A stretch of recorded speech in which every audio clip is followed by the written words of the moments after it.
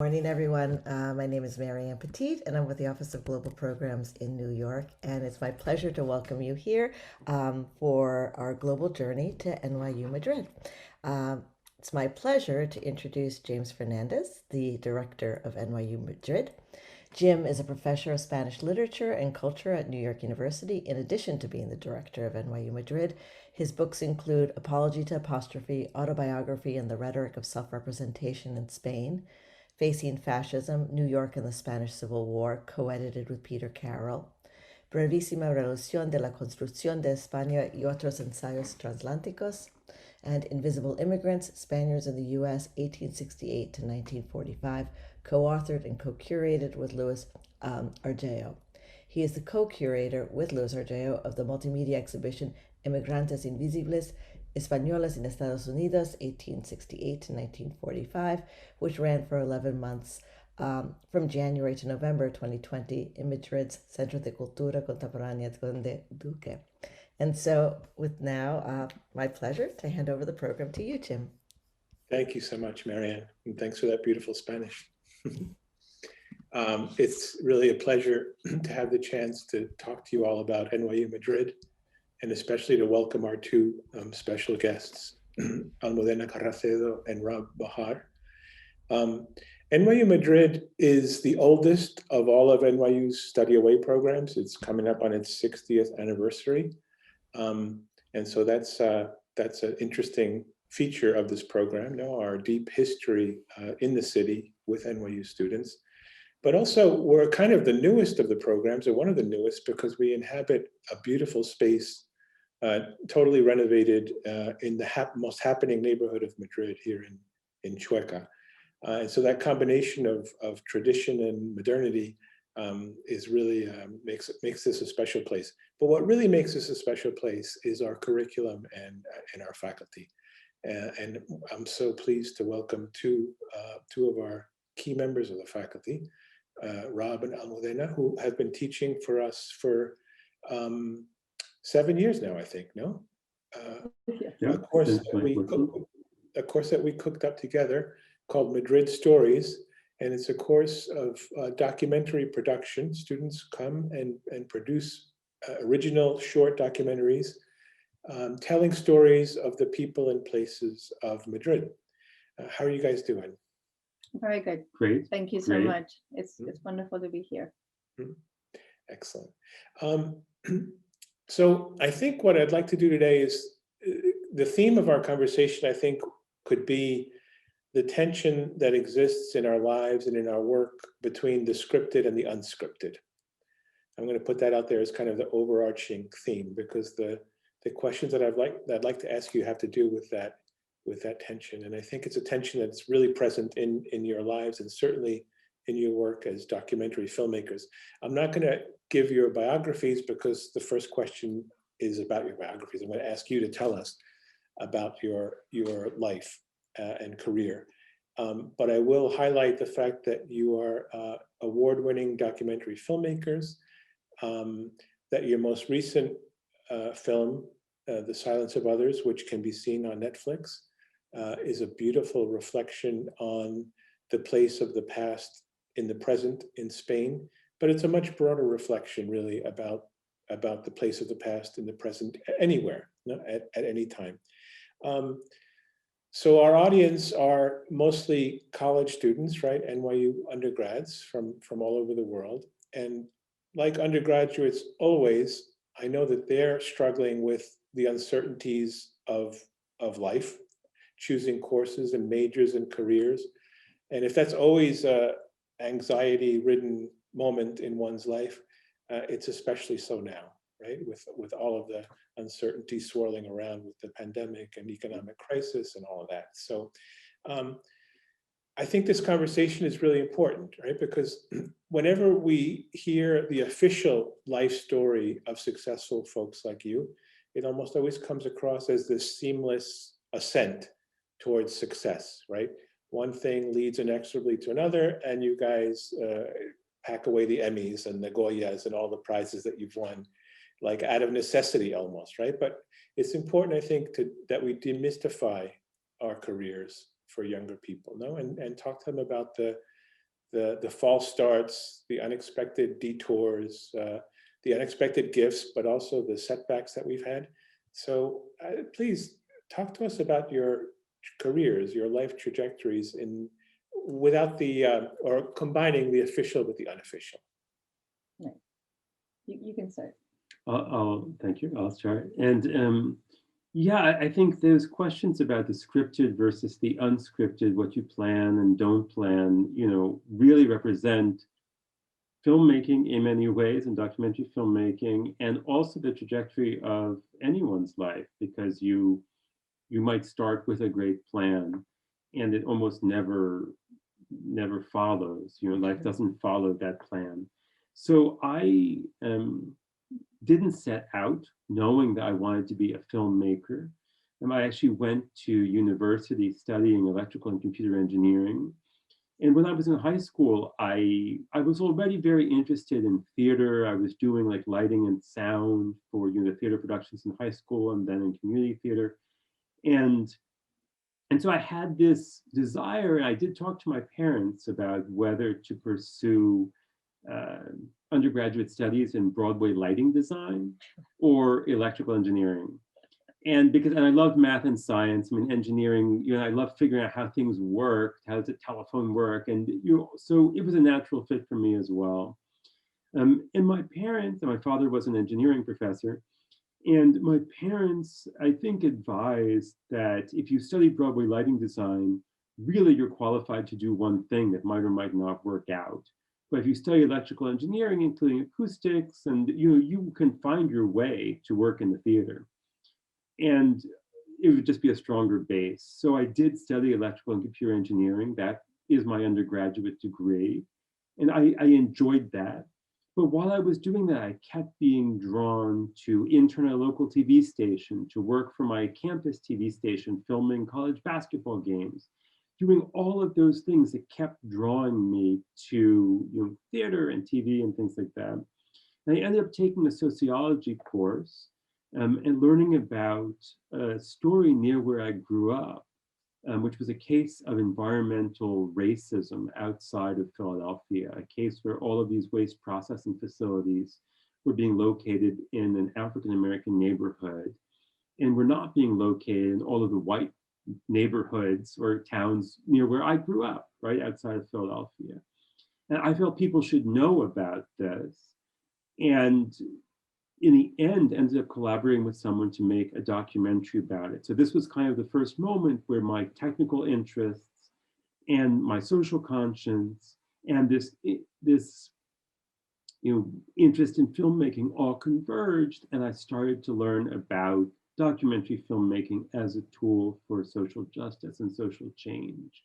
And that really was the beginning. And I ended up working for other filmmakers in the summer and applying to graduate school and going out to Los Angeles and getting an MFA in actually as a producer of films.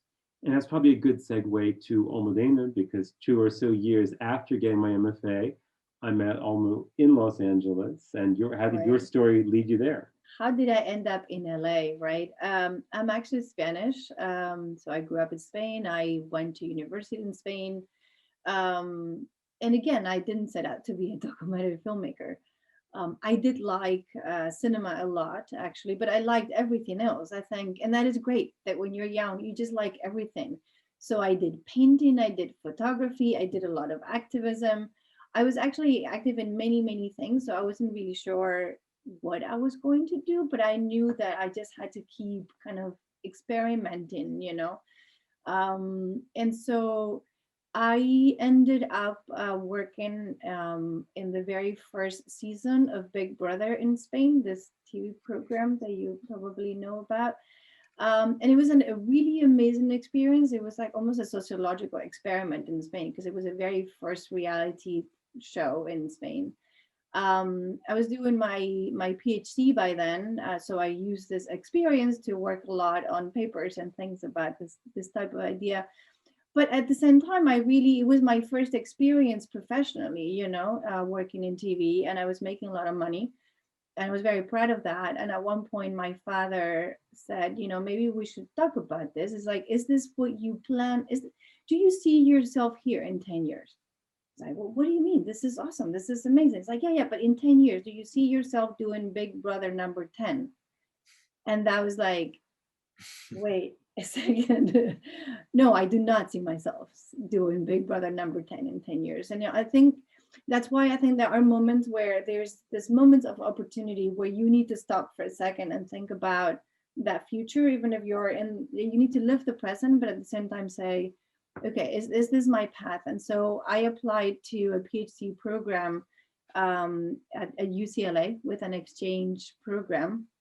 And I moved to LA. But again, this was my third experience as a foreign student, because my last year of high school, I went to the US as a foreign student. And that was like really a breaking point, like a complete different moment in life, where I was going this way and I understood you had to go that way.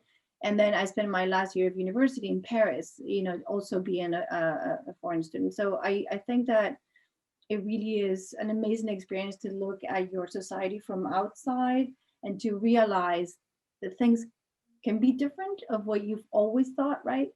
And so I ended up, I landed in LA and I started making a short film for class. I was actually a research kind of a scholar. I was doing a short film on Tijuana because my doctoral dissertation was about Tijuana documentary production. And the most amazing thing from Big Brother is that I bought a camera, a professional camera, and I brought the camera with me to Tijuana to do my doctoral research.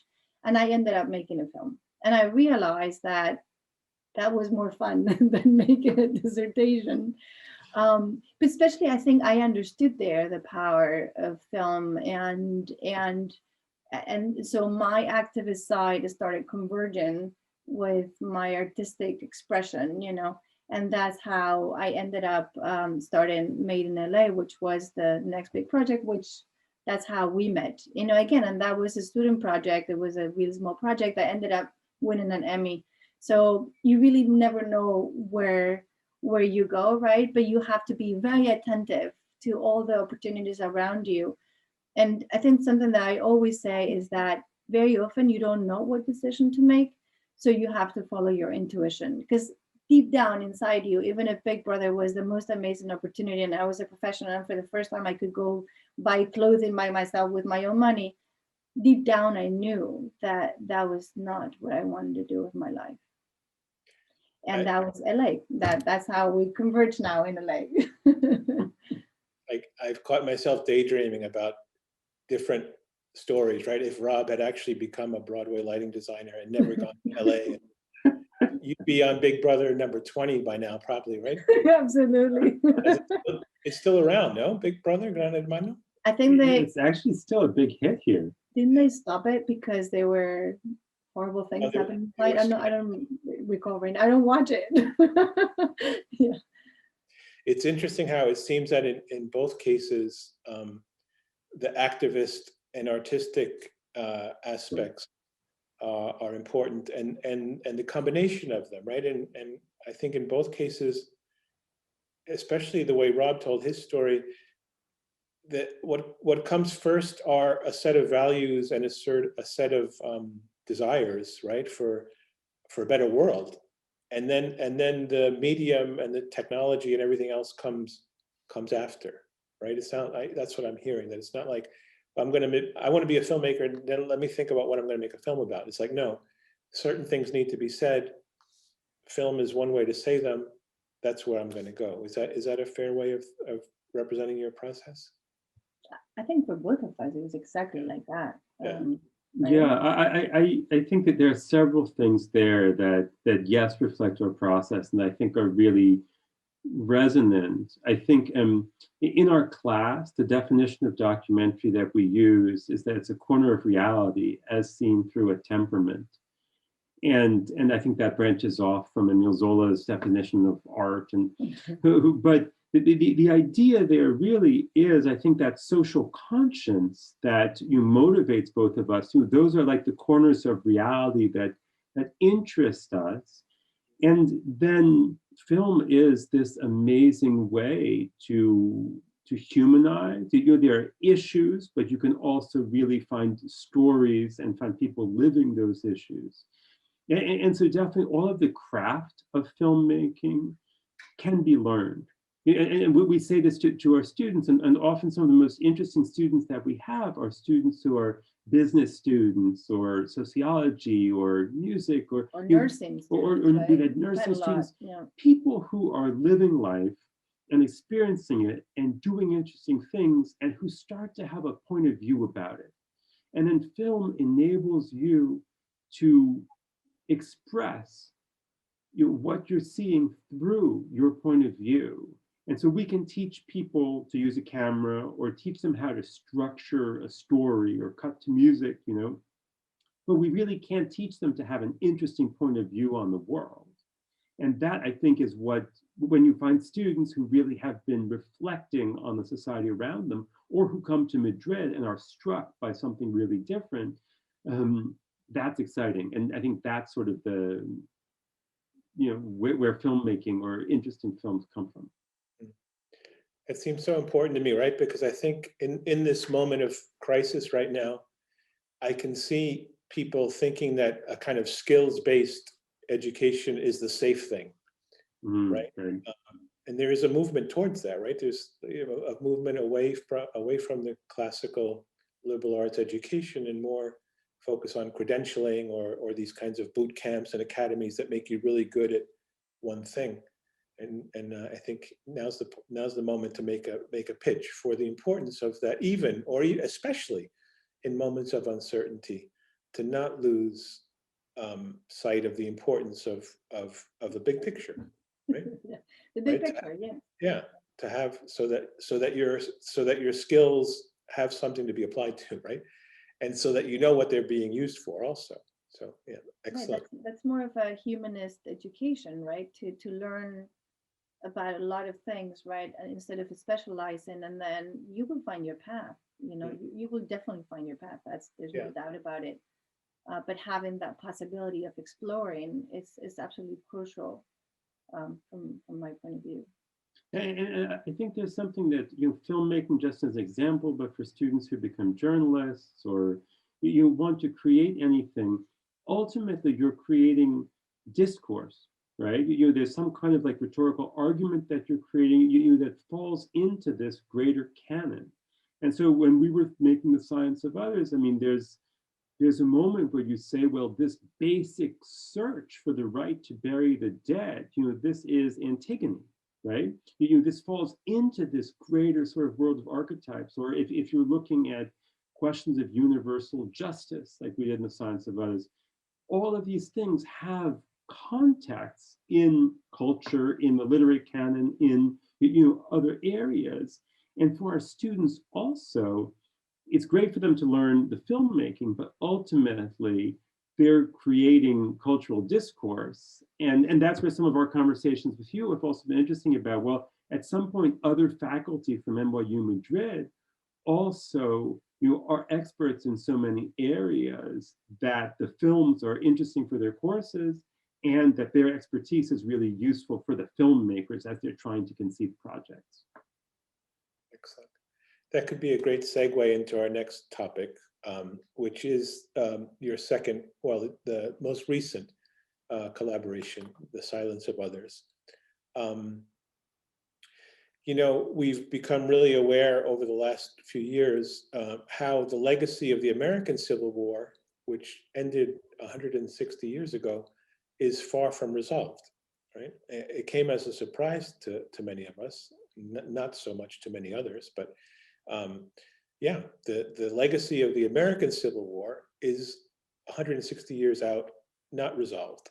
When we turn to the case of Spain, where the Civil War is half as old, right, only 80 years in the past, it's really remarkable how alive and how contested the memory of the Spanish Civil War is. And so you guys in The Silence of Others take on a really complicated and living topic, right? It's a historical topic, but one of the beauties of the film is it shows how alive the past is in the present. Just a tiny bit of background for our viewers. So there was a Spanish Civil War from 1936 to 1939. There was a military coup led by Francisco Franco, who later had support from Hitler and Mussolini, to overthrow the democratically elected government of Spain. This is right on the eve of World War II, right? 36 to 39. And Franco, Hitler, and Mussolini eventually won that war. The legitimately elected government was defeated and displaced. And from 39 to 75, almost 40 years, Francisco Franco ruled Spain as a dictator. He changed over those years. He wasn't the same in 75 as he was in 39. He would come to disavow fascism and claim that he was never a fascist, that he was just an anti-communist, but that's a very complicated story. But the fact is he was an ally of Hitler and Mussolini. He was an authoritarian dictator for almost 40 years. And when he died in 1975, Spain undertook a remarkable process of a transition to democracy, which was touted as exemplary, right? Other countries tried to copy Spain's model. And it kind of looked exemplary for a number of years. But it was a model based on forgetting, right?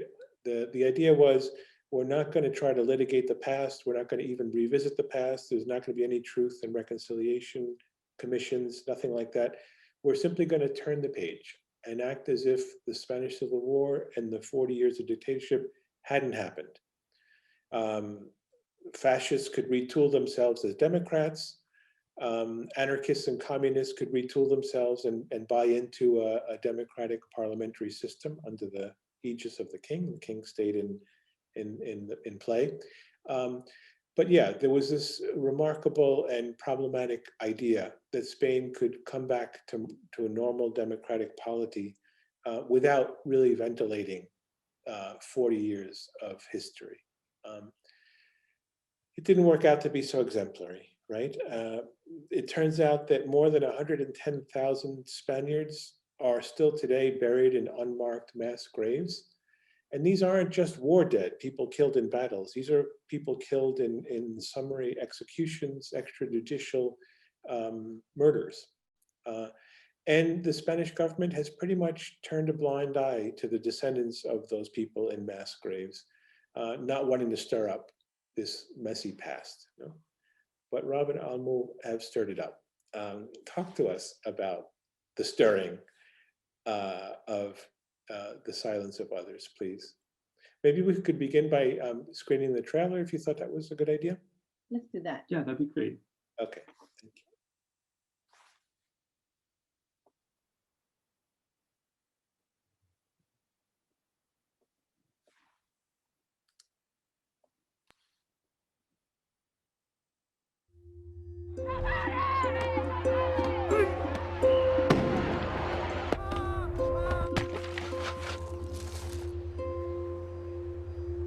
Es simplemente un olvido, una amnistía de todos para todos, un olvido de todos para todos.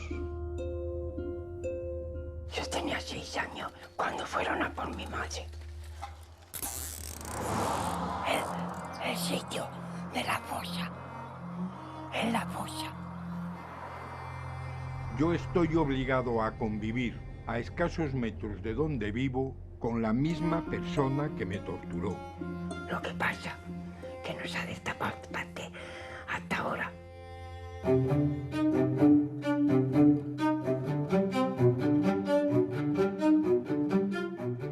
No hay pueblo en España donde no haya víctimas del franquismo, ¿no? Queremos a nuestros hijos, vivos o muertos. No es algo que mira al pasado. Estamos peleando por el futuro. Es la primera vez que ante sede judicial la voz de las víctimas se va a escuchar y se escucha a 10.000 kilómetros de distancia de nuestro país, ¿no?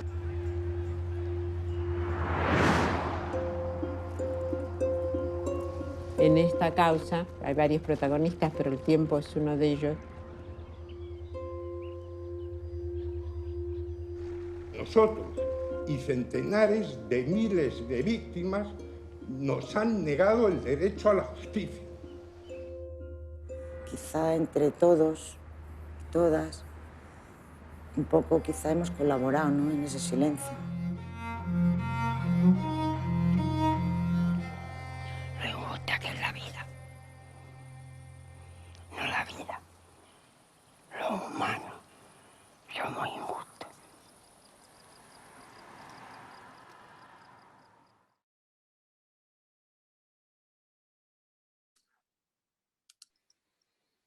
Thanks so much.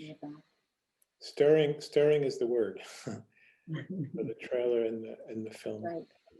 Go You ahead. want to Please. ask, or should we start? Jump in if you want. So, right, and so the Silence of Others basically follows a group of victims, you know, and there are hundreds of thousands. So just a group of them as they try to get justice for these crimes.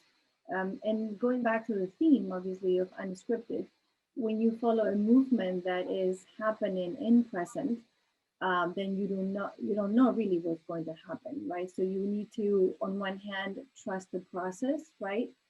And in this case, the process of creation, but this is something that applies to any social science, right? Trust the process. And on the other hand, just have a very clear understanding of what the goals are, right? So there were two things that were very important talking about past and present, right? One was to situate this issue in the present, right? This was not the fight of our grandparents. This is something that is still happening today, right? The pain of the victims is today. The fight and the dignity of the victims is also present, right? And it happens in every little town in Spain, as you hear in the trailer. And the other thing was also to resituate, to reframe the discourse in the human rights sort of arena, right? It is a violation of human rights to be trying to unbury your mother, to bury her in a cemetery. It is, a violation of human rights. And so reframing it in this sense was also very important to reframe the discourse in Spain, talking about discourse, right? And I think that obviously what happened in the process, and talking about unscripted, right, is that the film connected a lot with youth, right? With a lot of young people who had not, because we don't learn this in school in Spain, right? So with a lot of people who had not learned these things, and so the film provided a sort of a puzzle, right? Like a mosaic where you could finally understand the overall story, right? And in that sense, the film became almost like a movement on its own, right? Reaching out to people who had either never known anything about it or who had actually learned, like we all did, right? That this is something that we had to forget, right? That this is something best forgotten or something in the past. And so it was really a process it was a 7-year process. So obviously many things happened in the way, but definitely not scripted. Like everything that happened did have a goal, though. You do have to have an objective and figure out the strategies to get there. But obviously you don't know what's going to happen when you're following something like this, you know? And going back to also to that idea, Almudena was talking about, and that you had started with, about scripted, unscripted. To make a film that ends up being successful, that ends up having an impact, you never know if you're going to achieve that or not. And so in this case, we had 450 hours of footage that we shot. We had hard drives full of archival material that researchers were finding for us, in all over Spain and the National Archives in Washington. And so we really had to make these decisions about how do we tell this story, whose individual stories can we kind of put together into this bigger mosaic. And we had to trust the process, as we've been using that phrase, and we use it in our class. And we also did lots of test screenings, especially for other filmmakers who also make documentaries, trying to figure out, is this working? Is this not? Will audiences outside Spain understand this? Will they not? And then we had to kind of believe. And I think one thing that we've always said is that when you go through this journey and you understand how much pain and struggle people have had to bear, you hope that you can make a film that in some way will honor that, will live up to that. And I think above all, that's what we always had in the back of our minds. And of course, in those 450 hours, there's 10 other films you could have made, and there's amazing stories that we couldn't include, and that pains us that aren't there, but that's the long and tricky process of this kind of filmmaking. I was going to say that we also brought that process into the class, because most of the faculty at NYU Madrid are also practitioners, right? And so we would actually share with the class the process and where we were and the kind of issues that we were facing, right? And when we premiered, then that semester, we actually, all the students came to the premiere with us, so in Madrid. And so I think that that was also beautiful to be able to share the process and also the uncertainty of the process, right, with the students in each semester, because they also go through a really intense uncertainty process, which in a way, because what we like about documentary filmmaking is that it's like life, like everything is uncertain, and slowly, you kind of understand what you're trying to do, and then you go through this dark forest of like, oh my God, and then poof, you emerge out of it if you put a lot of work into it and a lot of effort, and then you emerge victoriously, and so that's, we just like bringing the process into the class. I love that the image of the unused material, right, in a film, the stuff that gets archived or that used to end up on the cutting room floor,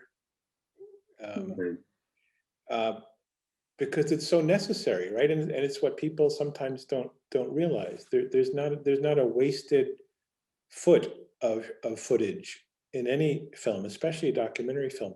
Talk to us a little bit about that, about the importance of the days that maybe have no presence in the final product, but without them, the final product would have been much different. Right.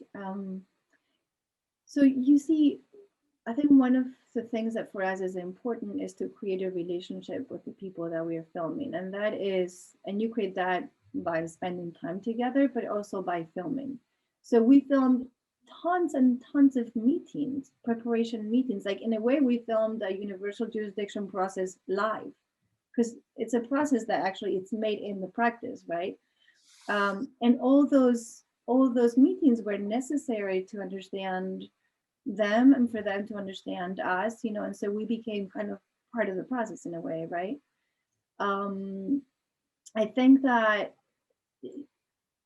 in a way, it's like life. You have to actually experience all those things and go on all these different directions to understand the direction that you find are going to take.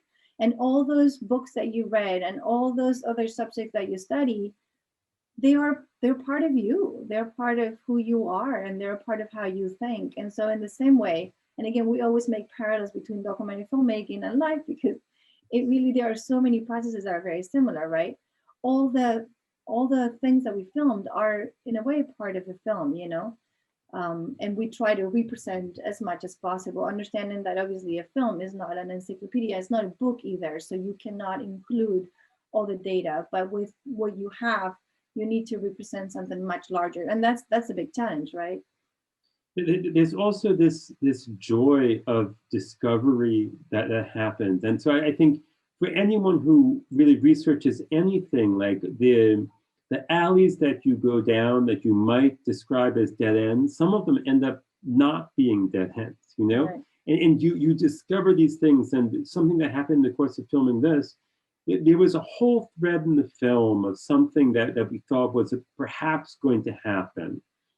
And so we filmed many scenes related to this thread, and it never panned out. And it was something that would have been amazing, but it didn't work out that way. But as a result of that, there was a week or so when we spent like 3 hours a night at the human rights lawyer Carlos Lapoy's house. In one of those nights, they got a phone call, and it was the night that all of these arrest warrants were issued by the court in Argentina, including for former cabinet ministers from the Franco regime or from just thereafter. And we were there. And the reason we have that scene and that unfolds in front of the camera is actually not because we were brilliant, we knew exactly when the court was going to call. It was because we were following this whole other thread. And we happened to be there because we were so close to these people, that were really collaborating in a sense, and participating in the film. And so I think those kinds of things are the incredible experiences you get to have in this kind of process. And I think the spectator feels that in every scene of the film, right? I mean, in some cases, a broadcast journalist could parachute in and ask the same question that you ask, right, but the answer is not going to be the same. And the power of the answer coming from someone who knows who she's talking to and why, it just comes through so clearly. Right, because I think that one of the problems of journalism is that it's going so fast that they don't really have time to dive deeper and to get to know people more, to understand, right? So if you go and you film someone for 2 hours, what you're going to get is very much the surface, unless, but if you go and if you film someone for years, then it's a completely different kind of relationship and in this case also, I did the camera and Robert did the sound. So it was a team of two. So when people are talking to the camera, they really are talking to us, and so it becomes a personal conversation. And again, something that I think is very important, it's a relationship of mutual trust. There's this trust that goes back, and this respect also that goes in both directions. And for us, that is absolutely important. Awesome. And I think that's a good segue into our third and final block of discussion, which is the course that you guys teach for us, Madrid Stories. Students don't get to follow their subjects around for years, like you guys did, but they do invest a remarkable amount of time in with their subjects, and that was exactly the purpose of designing the course, right? We wanted to come up with a course that would really make students want to stay in Madrid and want to understand in all of its messiness a corner of Madrid, right? I mean, for me, that's the ultimate goal of study abroad. And this course, we thought of it, right, as one way to achieve that. Talk to us a little bit about the experience of teaching the course, some of the films that have been made, and maybe why you think Madrid is such a special place for the kind of cross-cultural storytelling that the course promotes. Maybe I'll talk about the dynamic of the course, and then, or you want to see that there's a thought in your head. Well, what I really think is that we need to cut a trailer for the course, because if we had a 2-minute trailer, we could just show it. And actually, maybe that's something we should all dive into. But I mean, I'll say a little bit, but we're excited to talk about the course. The idea of what's exciting about the course as a professor in many ways is that we actually get students from many different NYU campuses and students from every possible major. And so students bring all kinds of life experience. There's no prereq. There's no prereq. We said you do not need to know how to turn on a camera. You do not need to know what 16:9 means. Like, we will figure all of that out together.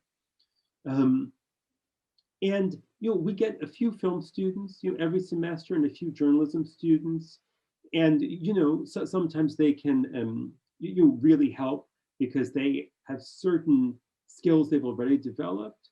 But it can be exciting from every point of view, from every discipline.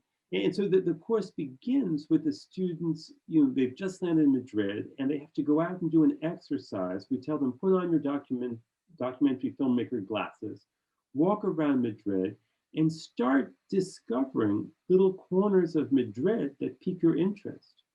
And little details, right? Like when you walk normally, you don't walk the same way, that you're just looking at people's reactions, movements, pitch of voice. Like you start looking with those glasses, right? And you start seeing a different reality that you would have otherwise, right?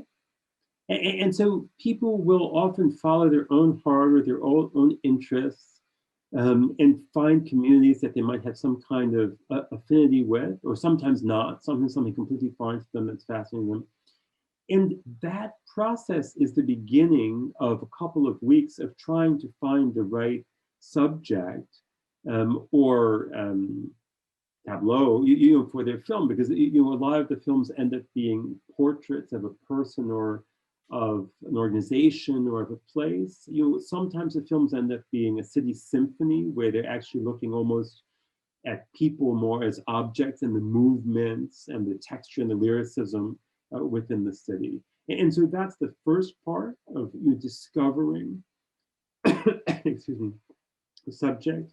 And then we start to walk through the actual filmmaking process. Right. So next they need to write a proposal, and it's exactly what we do. We write proposal. We actually write many proposals, and every time you write a proposal, you get your thoughts much clearer. Right. It's a very good exercise, and the proposal is a map to always go back when you get lost in that dark forest of creation.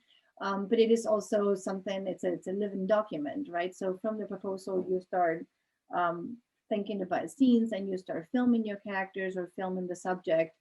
And then obviously there comes a point where they have a lot of footage. This is normally a 5 to 10 minute short, like 7 or 8 minutes.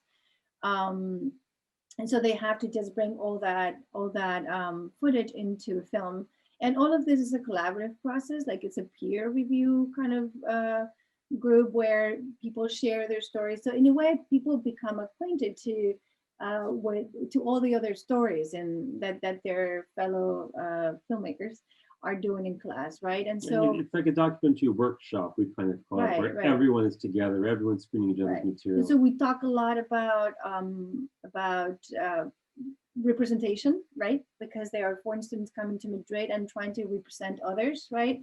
And those rights and that privilege that it brings you, and also the responsibility. And so we use the process obviously to talk about many things like that, like ethics and other processes. And so near the end of it is just basically almost entirely production where we're just like editing the film, and just trying to bring all of that slowly into the end. And then it all ends on a final screening, essentially, where the filmmaker students present their films, and there's a Q&A. And it's actually it's a very beautiful last event, because they've just gone through all this like really hard process of bringing it all together. And sometimes it's harder and sometimes it's less. But then at the end is like you're just there, and I always picture this representation as this boat that goes, it departs and then it goes through the fog, and then you cannot see what's far, but you just see the beginning, you see the nearest to you, and then when you are, you come out of it, and then you just arrive to the castle, and that's the final screening. And it's a very, as you know, it's a very beautiful and emotional moment for all the students to share with the rest of the community the work that we've been doing. You've mentored over the years, I think, more than 60 shorts. Right. They're all available at a Vimeo site. I hope people will take the chance to have a look at them.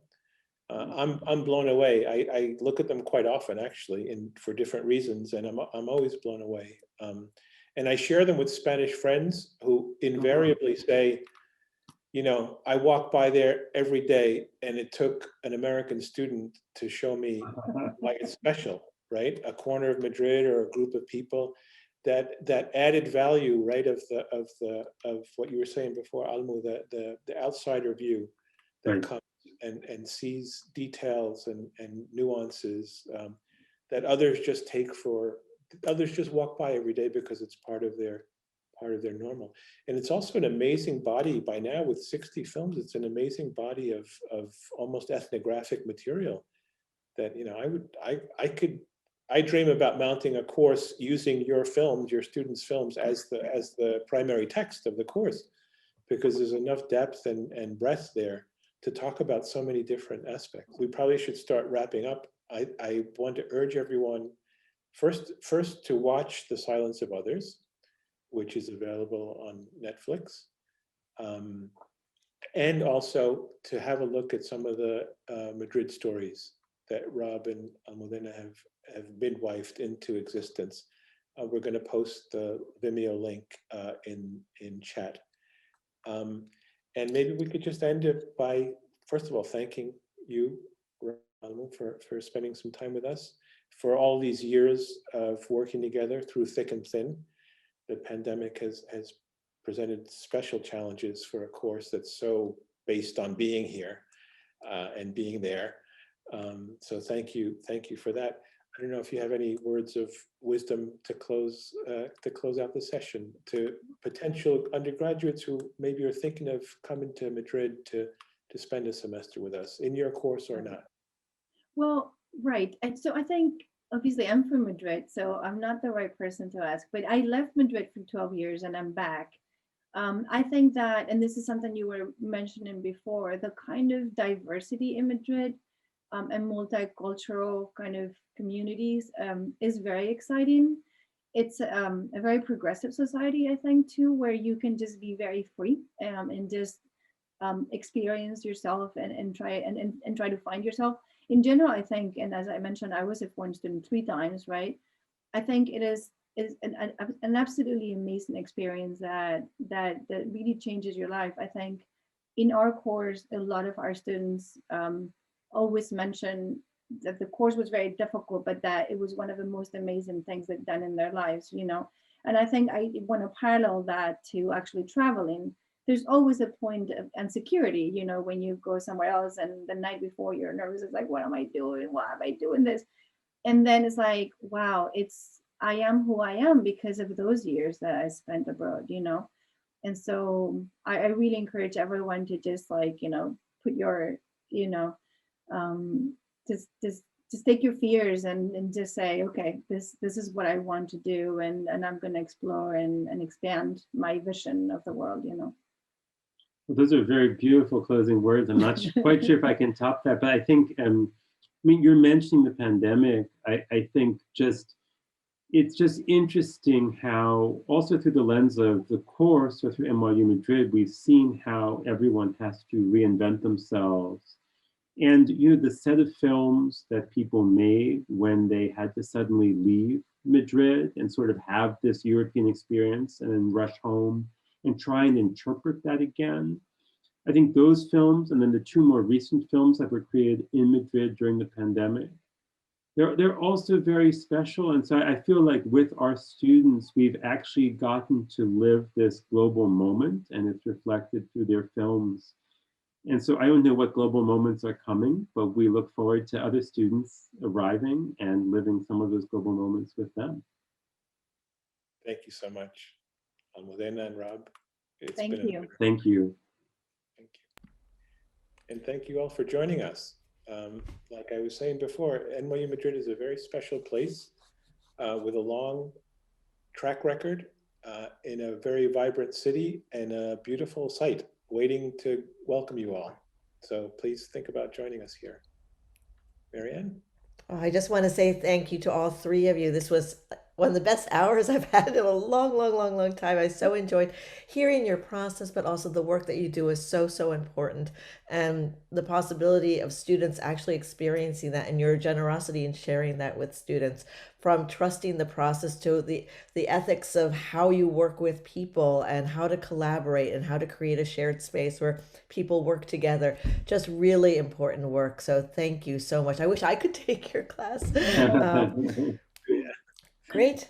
Thank you. And again, this will be posted online for everybody, and I want to thank everybody for their patience participating in this process.